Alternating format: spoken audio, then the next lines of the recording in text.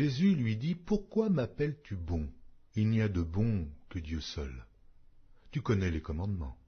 Tu ne commettras point d'adultère, tu ne tueras point, tu ne déroberas point, tu ne diras point de faux témoignages, tu ne feras tort à personne, honore ton père et ta mère. » Il lui répondit, « Maître, j'ai observé toutes ces choses dès ma jeunesse. » Jésus, l'ayant regardé, l'aima et lui dit, « Il te manque une chose.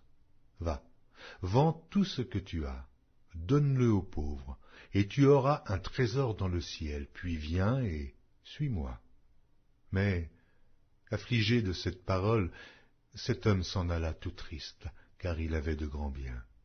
Jésus, regardant autour de lui, dit à ses disciples qu'il sera difficile à ceux qui ont des richesses d'entrer dans le royaume de Dieu. Les disciples furent étonnés de ce que Jésus parlait ainsi et, reprenant, il leur dit, « Mes enfants, il est difficile à ceux qui se confient dans les richesses d'entrer dans le royaume de Dieu.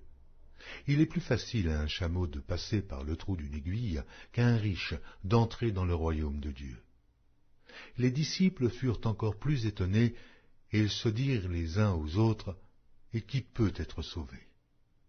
Jésus les regarda et dit, « Cela est impossible aux hommes, mais non à Dieu, car tout est possible à Dieu. » Pierre se mit à lui dire, « Voici, nous avons tout quitté et nous t'avons suivi. » Jésus répondit, « Je vous le dis en vérité, il n'est personne qui, ayant quitté à cause de moi et à cause de la bonne nouvelle sa maison, ou ses frères, ou ses sœurs, ou sa mère, ou son père, ou ses enfants, ou ses terres, ne reçoive au centuple présentement dans ce siècle-ci des maisons des frères, des sœurs, des mères, des enfants et des terres, avec des persécutions, et, dans le siècle à venir, la vie éternelle.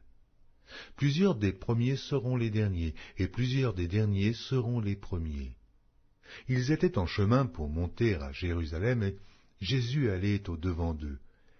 Les disciples étaient troublés, ils le suivaient avec crainte. Et Jésus prit de nouveau les 12 auprès de lui, et commença à leur dire ce qui devait lui arriver. « Voici, nous montons à Jérusalem, et le Fils de l'homme sera livré aux principaux sacrificateurs et aux scribes. Ils le condamneront à mort, et ils le livreront aux païens, qui se moqueront de lui, cracheront sur lui, le battront de verges, et le feront mourir. Et, 3 jours après, il ressuscitera. » Les fils de Zébédée, Jacques et Jean, s'approchèrent de Jésus et lui dirent, « Maître, nous voudrions que tu fisses pour nous ce que nous te demanderons. » Il leur dit, « Que voulez-vous que je fasse pour vous? » « Accorde-nous, lui dirent-ils, d'être assis l'un à ta droite et l'autre à ta gauche, quand tu seras dans la gloire. » Jésus leur répondit, « Vous ne savez ce que vous demandez. Pouvez-vous boire la coupe que je dois boire, ou être baptisé du baptême dont je dois être baptisé? » Nous le pouvons, dirent-ils. Et Jésus leur répondit, « Il est vrai que vous boirez la coupe que je dois boire, et que vous serez baptisés du baptême dont je dois être baptisé.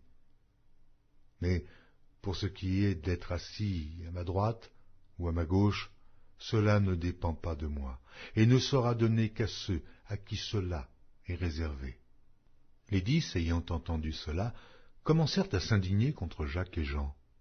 Jésus les appela et leur dit, « Vous savez que ceux qu'on regarde comme les chefs des nations les tyrannisent, et que les grands les dominent. Il n'en est pas de même au milieu de vous.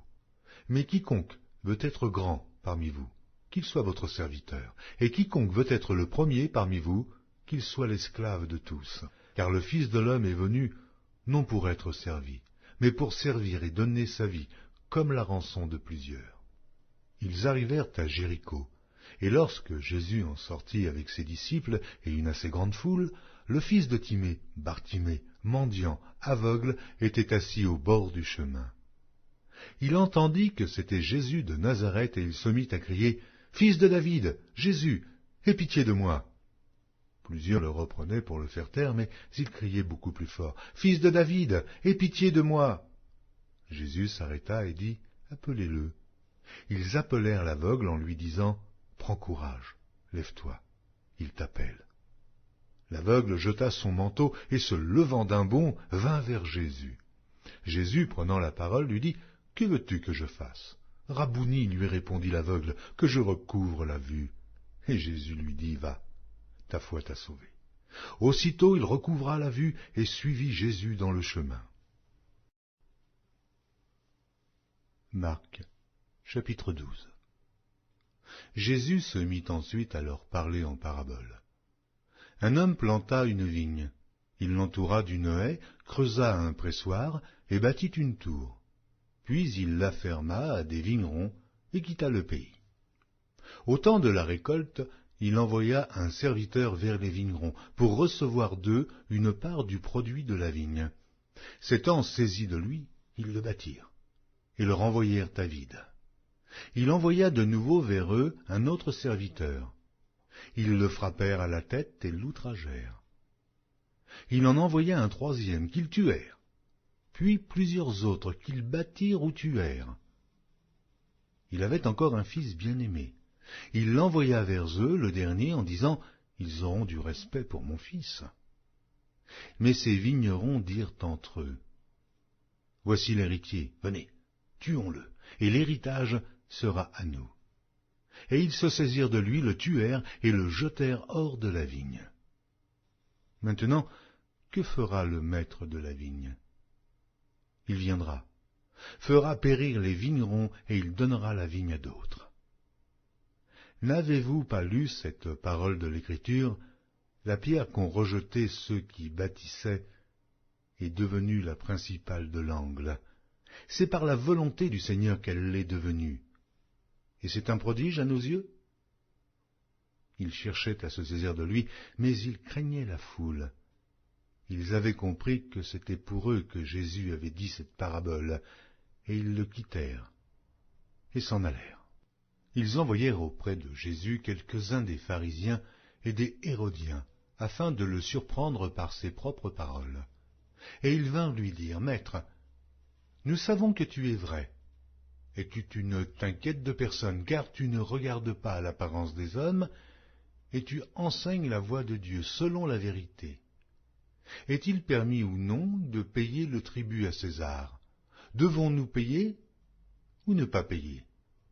Jésus, connaissant leur hypocrisie, leur répondit, « Pourquoi me tentez-vous? Apportez-moi un denier afin que je le voie. » Ils en apportèrent un, et Jésus leur demanda de qui sont cette effigie et cette inscription. « De César, lui répondirent-ils. Alors il leur dit, « Rendez à César ce qui est à César, et à Dieu ce qui est à Dieu. » Et ils furent à son égard dans l'étonnement. Les Sadducéens, qui disent qu'il n'y a point de résurrection, vinrent auprès de Jésus et lui firent cette question, « Maître, voici ce que Moïse nous a prescrit. Si le frère de quelqu'un meurt et laisse une femme sans avoir d'enfant, son frère épousera sa veuve et suscitera une postérité à son frère. Or, il y avait 7 frères.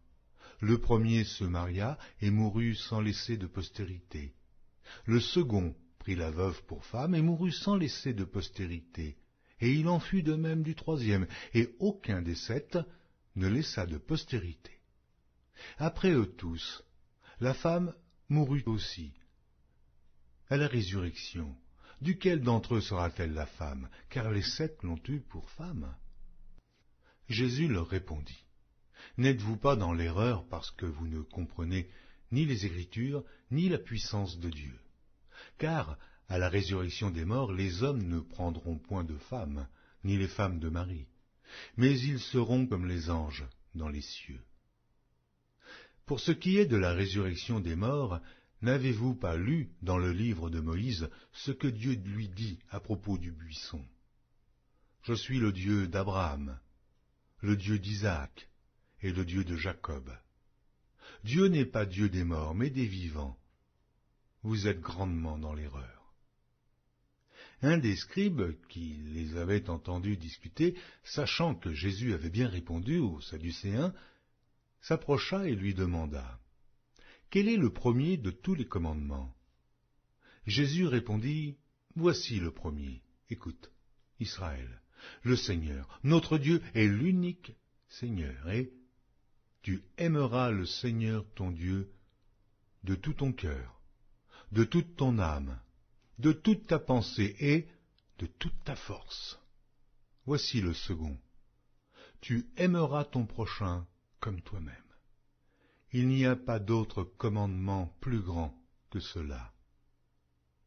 Le scribe lui dit, « Bien, maître, tu as dit avec vérité que Dieu est unique, et qu'il n'y en a point d'autre que lui, et que l'aimer de tout son cœur, de toute sa pensée, de toute son âme et de toute sa force, et aimer son prochain comme soi-même, c'est plus que tous les holocaustes et tous les sacrifices. » Jésus, voyant qu'il avait répondu avec intelligence, lui dit, « Tu n'es pas loin du royaume de Dieu. » Et personne n'osa pu lui proposer de question.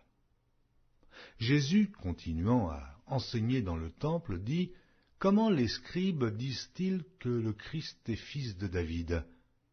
David lui-même, animé par l'Esprit Saint, a dit, « Le Seigneur a dit à mon Seigneur, assieds-toi à ma droite, jusqu'à ce que je fasse de tes ennemis ton marchepied. » David lui-même l'appelle Seigneur. Comment donc est-il son fils?